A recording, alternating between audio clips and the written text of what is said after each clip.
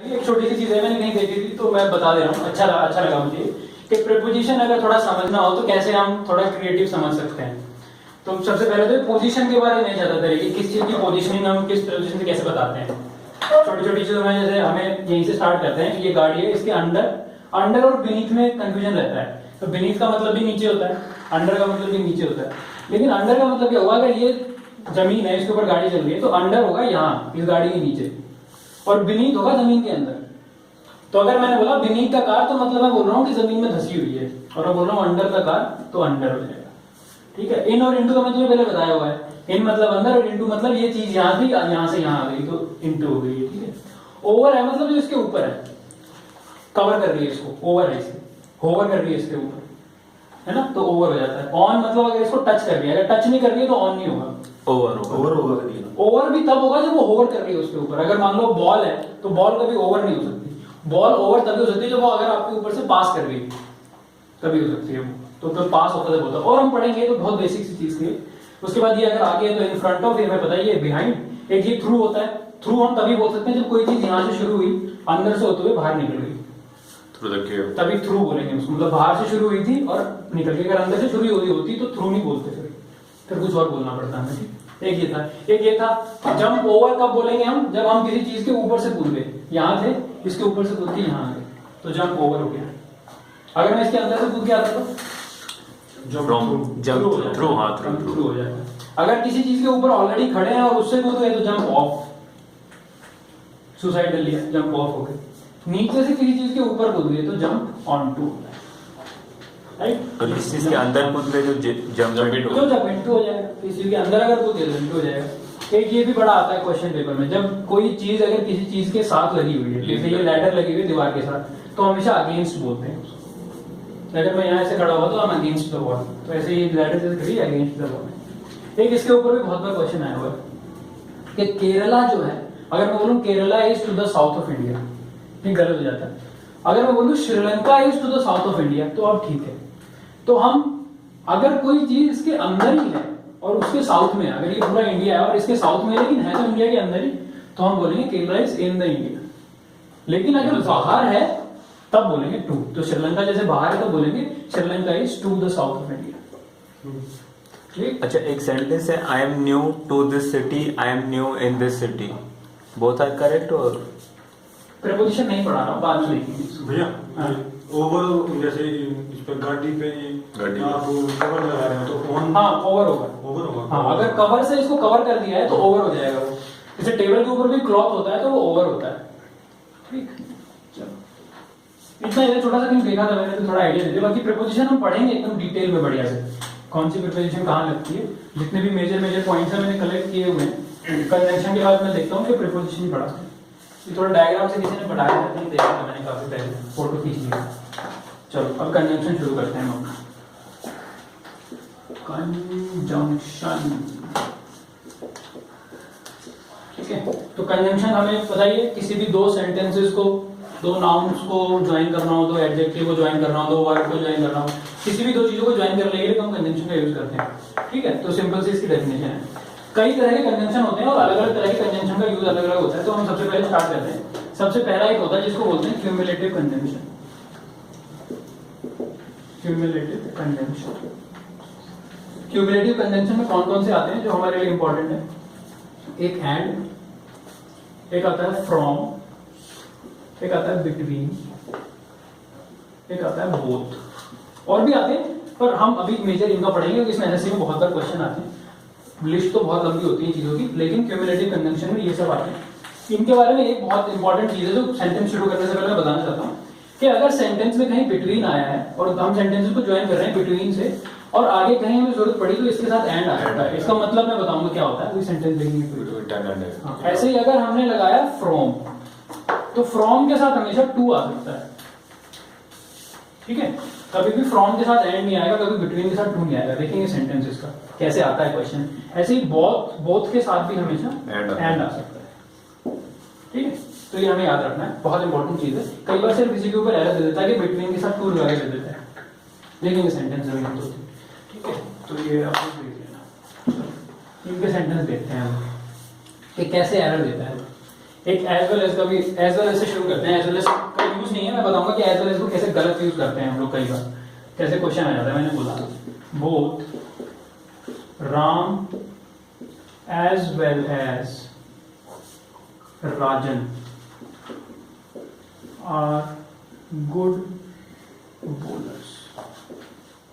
ठीक है, तो हमें यहाँ तो एरर तो क्लियरली दिख रहा है, क्योंकि अभी अभी हमने पढ़ा है कि बोथ के साथ हमेशा एंड आता है, तो यहाँ पे एंड आएगा। ठीक है, ये तो हमें क्लियरली पता चल गया। एक मैं चीज बताता हूँ बड़ी इंटरेस्टिंग कि एज वेल एज जो है ना, जब हम एज वेल एज लगाते हैं, जब हम किसी दो चीजों को ज्वाइन करने के लिए एज वेल एज लगाते हैं, जो पहली चीज है ना, हम ये कहना चाह रहे हैं कि जो पहली चीज है वो इंपॉर्टेंट है और जो दूसरी चीज है वो इंपॉर्टेंट नहीं है। मतलब ये स्पोकन इंग्लिश की बहुत मैं मतलब इंट्रिकेट चीज बता रहा हूँ आप लोगों को कि अगर मैंने बोला कि आई, देखो इसका अभी पहले मैंने जो रूल बताया था उससे भी आप समझ पाओगे। कैसे मैंने बोला I as well as my family, तो हम इसके साथ वर्ब कौन सी यूज करते थे? सिंपल यूज करते थे। एज वेल एज से पहले वाली यूज करते थे हमेशा। तो I as well as my family am going. तो एज वेल एज क्या है? एक ऐसा कंजंक्शन है जो हमेशा ना अपने से जो पहले, इससे पहले जो आ रहा है सब्जेक्ट, उसको ये मानता है सुपीरियर। मतलब कि इसके जाने से दुनिया को बहुत फर्क पड़ रहा है। एज वेल एज ही कहना चाह रहा है तो ये अगर जा रहा है तो ये बहुत बड़ी बात है, बल्कि जो इसके साथ जा रहे हैं उनके जाने या जाने से कोई फर्क नहीं पड़ता। एज वेल एज ही कहना चाहता है। इसीलिए एज वेल एज जब हम लगाते हैं तो आई के साथ वर्ब इसी के अकॉर्डिंग लगती है। इसका ये कारण है, जो एक अगर हम ग्रामर पे सोचे कि क्या है, इसका कारण ये है कि इसका मतलब ही ये होता है कि ये जो बंदा है दिस इज इंपॉर्टेंट, यहां जो है that is not important. As well as का मतलब ये बनता है। तो यानी अगर मैंने इस सेंटेंस में मान लो बोथ भी हटा दी मैं, और मैंने बोला Ram as well as Rajan are good bowlers, तो यहाँ पे मैं कहना चाह रहा हूं कि राम अच्छा बॉलर है, राजन भी अच्छा है, राम से अच्छा नहीं है। मतलब चेंज जा रहा है। जहां की मैंने बोला Ram and Rajan are good bowlers, तो मैं कहना चाह रहा हूं कि दोनों अच्छे बॉलर है। लेकिन अगर मैंने बोला कि राम एज वेल एज राजन, तो मतलब बदल गया। मैं अब कहना चाह रहा हूं कि राम बहुत अच्छा बॉलर है, राजन भी है। तो यहाँ तो फिर भी जा जाएगा ना। हाँ, इस तो आ ही जाएगा, आ जाएगा, इस तो आ ही जाएगा। लेकिन बात ये कि सेंटेंस गलत हो जाएगा। सेंटेंस इसलिए गलत हो जाएगा कि हम ये नहीं कहना चाह रहे थे यहाँ पे। इस पर्टिकुलर सेंटेंस की बात कर रहा हूं मैं, यहाँ पे सेंटेंस ये था, तो यहाँ पे हम कहना चाहते थे कि दोनों अच्छे हैं। अगर मैंने एज वेल एज लगा दिया तो अब मैं कह ही नहीं रहा कि दोनों अच्छे हैं एक्चुअली से, क्योंकि एज वेल एज का मतलब ही नहीं होता। ये ऐसी चीजें जो थोड़ी ग्रामर में अंदर जाके आती है कि एज वेल एज का मतलब थोड़ा चेंज हो जाता है। ठीक है, तो जितने भी वर्ड थे ना जो एज वेल एज जैसे थे, अलोंग विद, टुगेदर विद, इन सब का यही सेंस होता है कि ये अपने से पहले आने वाले जो सब्जेक्ट होते हैं उसको इंपॉर्टेंस देते हैं। ये बोलते हैं कि यही है सब कुछ, जो बाद में आ रहा है वो कुछ नहीं है, वो लो। ठीक, ये ऐसी चीजें कहीं अगर जरूरत पड़ जाए देखने की तो तुम देख सकते हो, तुम्हें पता होगा अगर, तो तुम तभी देख पाओगे। चलो एक दो सेंटेंसेस और देखते हैं कैसे एरर आता है। मैंने बता तो दिया है तुम्हें कि बिटवीन के साथ क्या आता है, उसके साथ क्या आता है। सेंटेंस देखोगे तो और क्लियर हो जाएगा। मैंने बोला आई है, और ये सेंटेंस हम देखते हैं यूजुअली, और हमें उस टाइम पे अगर ना रूल याद आए तो हमें सही लगता है क्योंकि कुछ सेंस गलत नहीं बनती। I have a meeting between 6 AM to 10 AM, यहाँ पे एंड आएगा। अब जब हम कोलोकियल में बोलते हैं कुछ करते हैं तो हम तुम बोल देते हैं, क्योंकि सुनने में हमें इसका मतलब समझ आ जाता है कि हम क्या कहना चाह रहे हैं। लेकिन बाय ग्रामर ये गलत है, बिटवीन के साथ कभी भी टू नहीं आ सकता, एंड आएगा हमेशा। वहीं अगर मैं यहाँ फ्रॉम लगा देता तो यहाँ टू आ जाता, तब कोई दिक्कत नहीं थी। राइट, फ्रॉम के साथ हमेशा टू आता है, लेकिन बिटवीन के साथ हमेशा एंड आता है। इसके ऊपर 2-3 बार क्वेश्चन आया हुआ है पेपर में कि बिटवीन और किसी सेंस में बिटवीन दे देता है और उसके साथ टू लगा देता है, और वो पढ़ने में एकदम हमें गलत लगता नहीं है क्योंकि मतलब हमें समझ आ जाता है कि कहना क्या चाह रहा है। तो जिस चीज का मतलब हमें समझ आ जाता है तो कई बार हमें लगता है कि ठीक ही होगी, लेकिन ग्रामर बोलती है कि यहाँ पे एंड आएगा, तो इस चीज का खास ध्यान रखना है। और अगर फ्रॉम है तो उसके साथ टू लगा देते हैं हम इस सेंटेंस में, तो फ्रॉम को हम कोई अलग से देख रहे हैं। ठीक है, ये छोटी सी चीज हो गई। अब एक और चीज देखो, एक हमारे दूसरे होते हैं जो हम काफी पढ़ रहे थे पहले भी, उनको बोलते हैं ऑल्टरनेटिव कंजंक्शन। ऑल्टरनेटिव कंजंक्शन, तो ऑल्टरनेटिव कंजंक्शन कौन से होते हैं? वही जो हम पढ़ रहे थे, नाइदर नॉर, आइदर और, not only but also.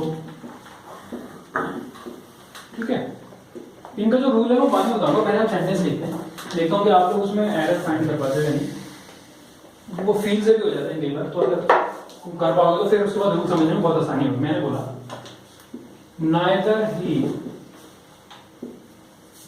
likes to take tea nor coffee। बताओ कोई एरर है इसमें? टेक नाइदर के बाद He likes neither to take tea or he likes to take neither tea nor coffee. ठीक है, तो neither either दोनों ही चीज में हमें इस चीज का ध्यान रखना है कि दोनों हमेशा उन चीजों के सामने आएंगे जिन दो चीजों का कंपैरिजन हो रहा है। तो यहाँ पे कंपैरिजन किसका हो रहा है? टी का हो रहा है कॉफी से, कि उसको ना तो टी पसंद है ना कॉफी, इसलिए नाइदर हम यहाँ नहीं लगा सकते। नाइदर कहाँ पे आएगा? नाइदर आएगा यहाँ। तो जिन दो चीजों के बीच में कंपैरिजन हो रहा है, नाइदर और नॉर हमेशा उन्हीं के सामने आएंगे। इस चीज का खास ध्यान रखना। सही सेम आइदर और के साथ हो, जैसे एक सेंटेंस देख लेते हैं हम। इसी को बोलते हैं, बोलता है he likes to take either tea और कॉफी। सेम चीज, या तो उसे कॉफी पसंद है या टी पसंद है। तो आइदर और नाइदर नॉर दोनों ही हमेशा इस चीज को करेंगे। तो इसका जो रूल होता है, ग्रामर क्या बोलती है? बोलती है कि ये जो तीनों चीजें हैं, नाइदर नॉर, आइदर और, नॉट ओनली बट ऑल्सो, ये किसको ज्वाइन करती है? या तो वर्ब को वर्ब से ज्वाइन करती है, जो हम अगर ग्रामेटिकल वे में लिखना चाहें इसको, सब्जेक्ट को सब्जेक्ट से ज्वाइन करती है, या नाउन को नाउन से ज्वाइन करती है, या और क्या, ऑब्जेक्ट को ऑब्जेक्ट से ज्वाइन करती है। तो दो सेम चीजों को, सेंटेंस में जो दो सेम चीज होंगी, एक दूसरे को जो कॉम्प्लीमेंट कर रही होंगी, हमेशा ये उन्हीं दो को ज्वाइन करेंगे और हमेशा उन्हीं के साथ आएंगे, अलग अलग नहीं आ सकते। और ये भी एक ऐसी चीज है जो पढ़ने में कई बार गलत नहीं लगती है, अगर हम बहुत सारे सेंटेंसेस के बीच में पढ़ते हैं। थोड़ा कॉन्शियस में रखना है इस चीज को, ठीक है। बाकी इसलिए मैंने पहले सेंटेंस लिखा था तो मुझे था कि हाँ इसको फील से कर सकता है आदमी, ये वही चीज है। और फील बहुत अच्छी आएगी अगर इस रूल को बार बार तुम रिवाइज कर लो। एक चीज हो गई, एक दो सेंटेंस और लिख देते हैं। जैसे मैंने अगर लिखा, he not only likes to dance but also to sing. Like के बाद आएगा छापने में लगा हुआ है, तो ये नॉट ओनली कहाँ आएगा? like के बाद यहाँ आएगा, ठीक है। He likes not only to dance but also to sing, ठीक है। समझ गए ये चीज? बस ध्यान रखिए, अभी छोटी सी चीज थी, कभी कभी स्किप हो जाती है, तो मैंने बता दिया है। चलो आगे चलते हैं, अगली चीज देखते हैं। अगले टाइप होता है हमारा, एक होता है कोरिलेटिव कंजंक्शन। ये काफी अच्छा टॉपिक है, इसमें काफी सारे कंजंक्शन भी होते हैं। कोरिलेटिव कंजंक्शन देखो ये कौन कौन से होते हैं, फटाफट लिख देता हूं मैं सारे। द सेम एज, सुने भी होंगे हमने बहुत ही sentence, the same, that, such as, to, to, to, or, so, that, as, so, as। तो पहले तो ये पेयर्स तुम्हें याद होनी चाहिए एकदम, कि द सेम के साथ हमेशा आता है एज, या द सेम के साथ दैट आता है। डिफरेंस सेंटेंस से पता चल जाएगा, या तो मैं बता दूंगा, ये तो एक्सरसाइज करेंगे तो पता चल जाएगा। उसके बाद सच के साथ एज आता है हमेशा, टू के साथ हमेशा ये टू आता है, टू के साथ कभी फॉर भी आता है, सेंटेंस से सीखेंगे।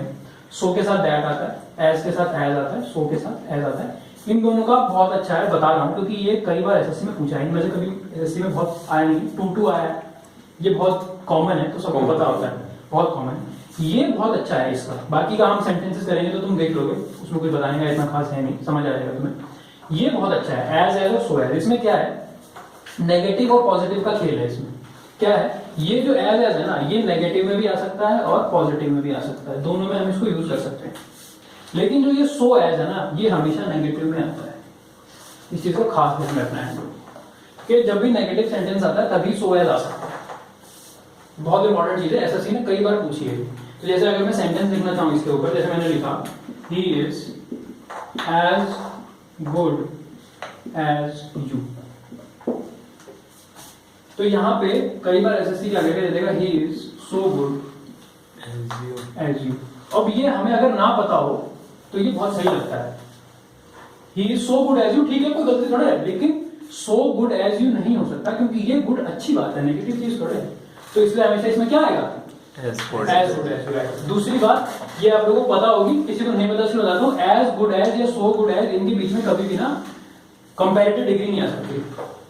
ये क्वेश्चन आया हुआ है कई बार कि क्या करेगा, दिखेगा as better as you, as better as. अगर आपको नहीं पता है तो आप गड़बड़ कर सकते हो, तो इस चीज का खास ध्यान रखना, कभी भी ये नहीं आएगा, दिस इज रॉन्ग। इन दोनों के बीच में कभी भी क्या नहीं आ सकती, कंपैरेटिव डिग्री नहीं आ सकती, हमेशा नॉर्मल आएगा, गुड आएगा। गुड बेटर या बेस्ट कुछ नहीं आएगा, सिर्फ गुड आएगा, बेटर बेस्ट नहीं लगा सकते, ठीक है, ध्यान रखना इस चीज का। आ जाता है इसके ऊपर कई बार, और इतना स्टूपिड सा एरर है ये, और नजरअंदाज हो जाता है अगर ना हम दिमाग में रखें इस चीज को। ध्यान रखना इस चीज को खास, कि इसके साथ ये नहीं होता है। चलो, ये आपने नोट कर लिए होंगे, बाकी इनकी प्रैक्टिस हो जाएगी। इनके ऊपर क्वेश्चन आया नहीं, आज तक कभी भी इनके ऊपर ही आया, मैंने बता दिया। बाकी इनके क्वेश्चन में बहुत सारे वैल्यू में करना हो जाएंगे, बहुत आसान होते हैं, देख के पता चल जाता है कि हाँ इसमें ही आ रहा है, इसमें ही आ रहा है। चलो, ये नोट कर लेना, बस ये पेयर जरूर याद कर लेना, ताकि अगर बाई चांस कभी आ जाए तो। और बाकी क्वेश्चन जब तुम करोगे इसलिए मैं दे दूंगा, 100 150 क्वेश्चन है मेरे पास, दे दूंगा मैं, अच्छा लगेगा।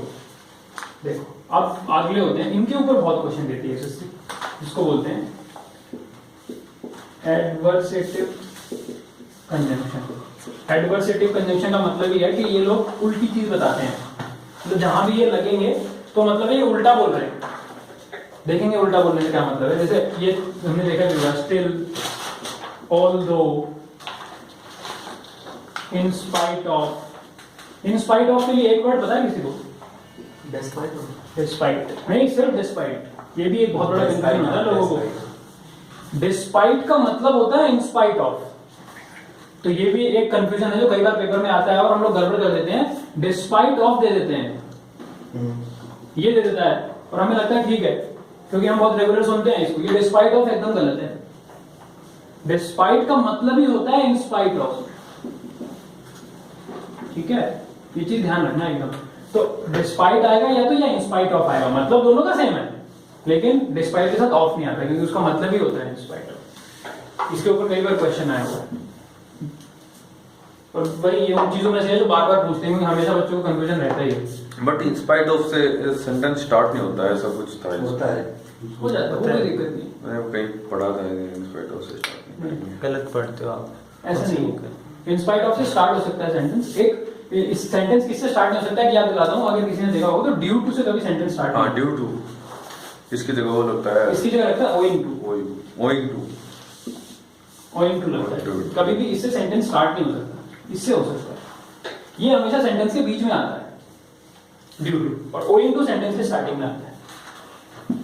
ये होता है वो चीज, सेंटेंस स्टार्ट होने से मुझे याद है। चलो ये देखते हैं और क्या क्या होते हैं। नेवरदलेस एक होता है, और हाउएवर होता है। तो ये वो वर्ड्स हैं, ये बहुत सारे होंगे, ये वो वर्ड्स हैं, ऐसे याद रखो इनको नाम से ही। एडवर्स होते हैं ये, मतलब जो सेंटेंस में बात चल रही है उससे उल्टा चलेंगे। हम सेंटेंस देखेंगे और क्लियर होता जाएगा, ठीक है। चलो सेंटेंस देखते हैं हम इसके, 2-3 सेंटेंस देखेंगे मिलकर अच्छे अच्छे। जैसे मैंने बोला, she is poor and honest. गलती बताओ उसमें। बट बोलो कुछ, कोई देखो इस बात, हम एक जनरल प्रिंसिपल की बात कर रहा हूं मैं यहाँ पे। बोला जाता है कि पुअर आदमी होगा वो हमेशा कोशिश करेगा धोखाधड़ी करके पैसा कमाने की, तो यहाँ पे बट आएगा। हम कहना चाह रहे हैं कि वो गरीब भले ही है लेकिन क्या है, ऑनेस्ट है, ऑनेस्ट है। हम ये बोलते हैं ना, हम ये बोलते हैं वो गरीब है लेकिन ऑनेस्ट है।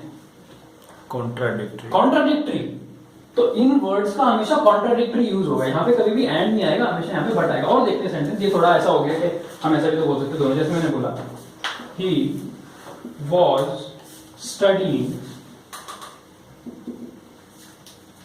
dash his friends were playing। मैं ऑप्शन देता हूं, when and why। बताओ क्या है? चौथा भी होगा, 3 में काम चला लो। बट इसमें व्हेन क्यों नहीं आता, मेरे को ये डाउट। While क्योंकि when is not showing any contradiction ना, कॉन्ट्राडिक्शन भी और ये कंटिन्यूअस में है। और कंटिन्यूअस में दोनों काम एक साथ हो रहे हैं। जब दो काम एक साथ हो रहे होते हैं तो वाहिल चलता है।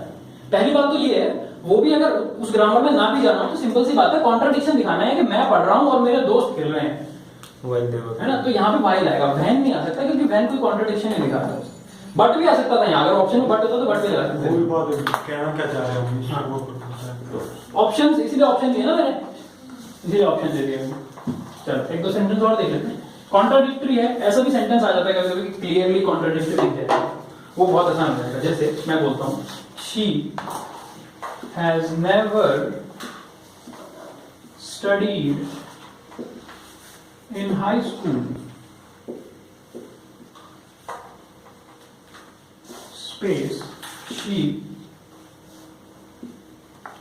दे देता हूं थोड़ा अच्छा क्वेश्चन बन जाएगा, स्पेस वाला नहीं देता हूं, अभी दिमाग में आ गया। Yet she can not speak good English, थोड़ा अच्छा क्वेश्चन है, ढूंढो एरर ढूंढो इसमें।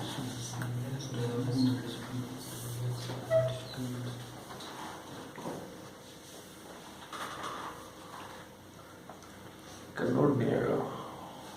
सही बोला ये लड़का, यहाँ पे कैन नॉट नहीं आया। देखो हम क्या बोल रहे हैं, बोल रहे हैं कि वो कभी स्कूल में नहीं पढ़ी। येट का मतलब क्या होता है, फिर भी उसको इंग्लिश नहीं आती का क्या मतलब हुआ, फिर भी उसको इंग्लिश आती है। ये हुई ना बात कि भाई वो कभी स्कूल में नहीं पढ़ी फिर भी उसको इंग्लिश आती है, तभी तो यहाँ येट लगा। अगर मैं यहाँ पे लगा देता देयरफॉर, अब ठीक हो गया कि वो कभी भी स्कूल में नहीं पढ़ी देयरफॉर, यानी इसीलिए उसको इंग्लिश नहीं आती। लेकिन मैंने यहाँ पे क्या लगाया, मैंने यहाँ पे लगाया येट। अब येट का मतलब हो गया कि फिर भी, तो अब जब फिर भी बोल दिया तो फिर ये क्या कैन नॉट बोला, तो यहाँ पे क्या नहीं क्या है कि वो कभी हाई स्कूल में नहीं पढ़ी फिर भी उसको इंग्लिश आती है। अब सेंस बनी सेंटेंस, है ना। तो अगेन ये वो चीजें हैं जो सिर्फ हमें समझनी है। ग्रामर सीधा सिंपल सा रूल अगर हम याद करके जाएंगे तो नहीं आएगा समझ में, लेकिन अगर हम वहां बैठ के समझेंगे कि येट का मतलब क्या है और यहाँ पे कैन नॉट नहीं आ सकता, ठीक है। अगर यहाँ पे देयरफॉर या हेंस होता तब ये ठीक था, क्योंकि तब हम बोल रहे हैं कि इसकी वजह से ये हो रहा है, लेकिन येट है तो नहीं आ सकता। और देख लेते हैं यहाँ पे सेंटेंस, इसके ऊपर क्वेश्चन देती है एसएससी काफी बार, क्योंकि बहुत समझने वाली चीज है। और अगेन फिर ये एक ऐसी चीज है जो कि हम काफी यूज करते हैं रोजमर्रा की लैंग्वेज में। मैं बोलता हूं अगर ही इज स्लो स्पेस, ये तो स्पेस नहीं देता हूं, स्पेस वाले गंदे लग रहे हैं मुझे। स्लो बट नॉट इंटेलिजेंट, बताओ क्या है। बट इंटेलिजेंट क्या आएगा, तो भी मन में आ रहा है, बोल दो। बता दीजिए। बट इंटेलिजेंट, हाँ बट इंटेलिजेंट आएगा, ठीक है। क्योंकि देखो हम बोल रहे हैं कि वो स्लो है, धीरे धीरे समझता है, लेकिन इंटेलिजेंट है, जो समझ आता है तो अच्छे से समझता है, समझ आता है, पेपर में नंबर लाता है, सब कुछ पता है उसको, लेकिन थोड़ा स्लो है, टाइम लगता है। तो अगर यहाँ पे मैंने नॉट लगा दिया तो इस बट का कोई मतलब ही नहीं रहेगा, है ना, इस बट का कोई मतलब ही नहीं रहेगा। तो इस बट का मतलब ही तब बनेगा जब हम यहाँ कॉन्ट्राडिक्टरी चीजें बोलेंगे कि वो स्लो है लेकिन इंटेलिजेंट है। एक तरफ नेगेटिव एक तरफ हाँ, पॉजिटिव। वही इसीलिए इन वर्ड्स में बोल रहा हूँ कि कॉन्ट्राडिक्टरी हमेशा करेंगे, एडवर्स जो शुरू में बोल रहा है उसका उल्टा इनके बाद आएगा, दोनों हमेशा सेम नहीं आएंगे, इसीलिए इनको एडवर्स कंजंक्शन बोलते हैं, क्योंकि उल्टा चलते हैं। और अगेन इसमें कोई ग्रामर नहीं है, ये आपको समझना पड़ेगा कि अगर बट लगाया है यहाँ पे तो हम बोलना चाह रहे हैं कि जो चीज यहाँ है उससे उल्टी यहाँ है। तो हम बोलते हैं अगर कोई स्लो है तो हम ये नहीं मानते कि वो इंटेलिजेंट हो, लेकिन यहाँ पे हम उल्टा बोल रहे हैं वो स्लो भी है और इंटेलिजेंट भी है, ठीक है। इनके ऊपर क्वेश्चंस आते हैं क्योंकि ये भाई हमेशा यूज होने वाली चीज है। चलो एक चीज देखते हैं, एक और सेंटेंस देखता हूँ, मैं बोलता हूँ although you are my friend but I should trust you। बताओ यार, तगड़ा है इस क्वेश्चन में। आई शुड ट्रस्ट यू तो हो ही नहीं सकता है, क्योंकि वो पहले ही कह रहा है फ्रेंड पे तो वैसे भी ट्रस्ट करता है। और बोलो। Although you are not my friend, but I should trust you. या फिर although you are my friend, I should not trust you. क्या है बात, ऑल्दो के साथ में कभी बट नहीं आता है, ओहो, ऑल्दो के साथ आता है yet. ठीक है, याद रखना इस चीज को। Although you are my friend yet, अब यहाँ पे आएगा नॉट। देखो, हालांकि तुम मेरे दोस्त हो लेकिन मैं तुम पे भरोसा नहीं कर सकता। अक्सर तो ये होता है ना कि हम अपने दोस्त पे भरोसा कर सकते हैं, लेकिन यहाँ पे मैं ये कहना चाह रहा हूँ कि तुम मेरे दोस्त तो हो लेकिन मैं तुम पे भरोसा नहीं कर सकता। तो जब तक यहाँ बट था तो हम सब कंफ्यूज हो रहे थे। इसने बोला यहाँ पे ये भी तो बोल सकता हूँ कि you are not my friend, और फिर कर सकता हूँ, है ना। लेकिन जब येट लग गया तो हमें पता चल गया। एक और एकदम स्टैंडर्ड चीज ध्यान रखना, जब भी हम एसएससी में ग्रामर वाले क्वेश्चन करते हैं तो भैया ऐसा मत करना कि यहाँ की किसी चीज की वजह से तुम यहाँ गलती ढूंढ रहे हो। सेंटेंस हम पढ़ना शुरू करेंगे ये सोच के कि सेंटेंस ठीक चल रहा है, और जहां हमें पहली गलती दिखेगी उसको हम गलत मानेंगे। तो इसके बेसिस पे ये वाला पार्ट चलेगा, ना कि इसके बेसिस पे ये वाला पार्ट। कई बार हम लोग क्या कर देते हैं, हमने सेंटेंस पढ़ा, 4 पार्ट में सेंटेंस दिया हुआ था, मान लो ऐसे दिया हुआ था ये सेंटेंस। अब इसने बोला कि यहाँ पे आई शुड नॉट की बजाय मैं तो यहाँ पे लगाऊंगा you are not my friend, और इसने इसमें एरर बता दिया। ऐसा नहीं होगा भाई। इस जो स्टार्टिंग जहां से सेंटेंस शुरू हो गया उसको हम ठीक मानते हुए चलते हैं, और जहां पहली गलती दिखती है उसके बेसिस पे वो गलती होती है। ठीक तो ये तब भी हो जाता अगर मैं you are not my friend कर देता, लेकिन वो गलत हो जाता क्योंकि ये ठीक है, यहाँ गलती हुई। यहाँ तो सेंटेंस ठीक था ना, कोई एरर थोड़ी था सेंटेंस में। सेंटेंस में एरर यहाँ शुरू हुआ जब मैंने येट के बाद नॉट नहीं लगाया। राइट, इस चीज का खास ध्यान रखना, कभी भी पहले वाले में गलती मत ढूंढना, बात करें। हमेशा शुरू से सेंटेंस हम मानते हैं कि ठीक चल रहा है, जहां पहली गलती दिखती है वो गलती है। उस गलती की वजह से पीछे कुछ चेंज नहीं कर सकते हैं। इसमें गलती कौन सी? इसमें तो 2 गलतियां थी, इसमें तो 2 गलतियां थी। ये तो मैं तुम्हें बताने के लिए कह रहा था, ये थोड़े पेपर में आया है। ये तो तुम्हें बता रहा था मैं कि एक तो ऑल्दो के साथ हमेशा येट आएगा, और फिर अगर यहाँ येट आएगा तो यहाँ नॉट आएगा, क्योंकि हम बोल रहे हैं कि दोस्त हो। ये चीज मैंने वैसे बताई है तुम्हें, जो इसने बोल दिया तो मुझे ध्यान आ गया कि ऐसा भी कर देते हैं मेरे बच्चे। इसमें तो 2 गलतियां थी, तो मैंने जानबूझ के लिखा था ऐसे। क्वेश्चन ये शायद पेपर में था, मैंने फिल्म प्रेजेंट करके डाला हुआ है, तो मुझे अच्छा नहीं लगा। फिल्म नहीं पकड़ लेते तुम लोग, मजा नहीं आता फिर सिखाने में, पकड़ लेते ये बात। चलो एक और चीज बता देता हूँ, ये भी लिखो। She has no one else to look after except me. बताओ। बट मी, बट आएगा एक्सेप्ट बट मी, तो भाई पता नहीं, तो भाई मोस्ट प्रॉब्लम। ढूंढ रहा हूँ मैं, ऐसा कुछ नहीं। इतना टाइम नहीं होता इसमें। यहाँ पे बट आएगा, ठीक बोल रहे हैं ये ना एल्स, इसके साथ हमेशा बट आता है, कभी भी एक्सेप्ट नहीं आता है। ठीक है, ये एक्सेप्ट हमें अक्सर सही लगता है क्योंकि मतलब हमें सेंस में लगता है कि मेरे पास कोई भी नहीं है लुक आफ्टर करने के लिए, तुम्हारे अलावा है मेरे अलावा। लेकिन ऐसा नहीं होता, इसमें हमेशा क्या आता है, बट। कभी भी एक्सेप्ट नहीं होता यार। देखो अब इसका मतलब चेंज हो जाएगा। एक्सेप्ट मी जब लगाएंगे मेरे अलावा, और बट मी का मतलब है कि सिर्फ मैं हूं। ठीक है, चलो याद रखना सीधा, एल्स के साथ बट आता है, एल्स के साथ एक्सेप्ट नहीं आता है। खत्म बात। ज्यादा हमें मैं इंग्लिश का आर्यभट्टा नहीं बनते हैं। चलो आगे चलते हैं। क्या हुआ? सारी फिल्म देख रहे हैं। इंग्लिश का आर्यभट्ट कैसे बन सकता है? कोई क्या बन सकते हैं क्या? क्या तो कुछ बोल सकते हैं। ऑल्दो सेंटेंस लिखो। क्या बनना चाहिए? It was raining. Yet Students came to the class. अभी और लिखूंगा सेंटेंस, फिर समझ आएगा मैं क्या बताना चाह रहा हूँ।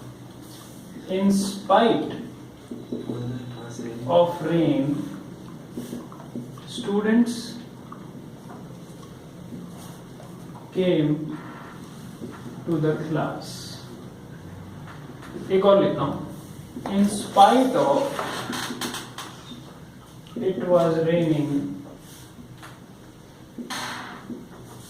students came to the class. बताओ इसमें गलत कौन सा है?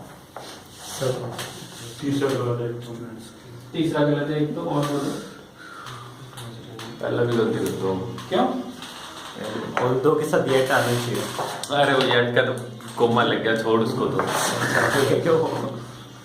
ये दोनों ठीक है, ये गलत है। ठीक है, चीज क्या होती है, देखो मैं बोल देता हूँ, ऑल्दो के साथ हम ये फॉर्मेशन चला सकते हैं कि although plus subject plus verb और उसके बाद ये कॉमा लगा के हम येट का यूज नेग्लेक्ट कर सकते हैं। ठीक है, अगर ये वाली फॉर्म चल रही है, देखो ऑल्दो आया, इट आया सब्जेक्ट और रेनिंग आई वर्ब, वॉज भी वर्ब है, वॉज रेनिंग दोनों ही वर्ब है, हैव बीन वर्ब है, बीइंग वर्ब है। अगर ये वाली फॉर्म आई तो हम कॉमा लगा के येट का यूज डिस्कार्ड कर सकते हैं। ठीक है, अगर ये उस तरह की ग्रामर है जो मैं हमेशा बोलता हूँ कि कोई हाथ पैर नहीं होता इंग्लिश के, ये उस तरह की ग्रामर है, तो आप कभी बोल रहे हो लगाएंगे, कभी बोल रहे हो नहीं लगाएंगे, लेकिन ये उसी तरह की ग्रामर है जो एसएससी भी पूछ लेती है। तो जब ये वाली फॉर्म आती है कि ऑल्दो के साथ एक सब्जेक्ट है और साथ में एक वर्ब है, तो हम ये कॉमा लगा के काम चला सकते हैं। ठीक है, सिमिलरली इन स्पाइट ऑफ, यहाँ पे इन स्पाइट ऑफ की जगह में ये भी लगा सकता था डिस्पाइट, सिर्फ despite, despite rain, in spite of raining नहीं आएगा। यही ये दिक्कत होती है, हमें लगता है कि ऑफ के साथ रेनिंग आनी चाहिए, लेकिन ऐसा होता नहीं है। इन स्पाइट ऑफ अपने आप में एक चीज है और उसके साथ हमेशा वर्ब की फर्स्ट फॉर्म ही आएगी। ठीक है, ना ही ये भी नहीं आ सकता कभी, ये भी गलत है। तो यहाँ पे या तो ये आ सकता था डिस्पाइट रेन, अगेन कॉमा लगा के आगे के सेंटेंस, या in spite of rain comma लगा के आगे का सेंटेंस। इसको नोट कर लो, इसको ध्यान रखो, पेपर में अगर आएगा तो दिमाग में आ जाना चाहिए कि हाँ ये ऐसे हो रहा है।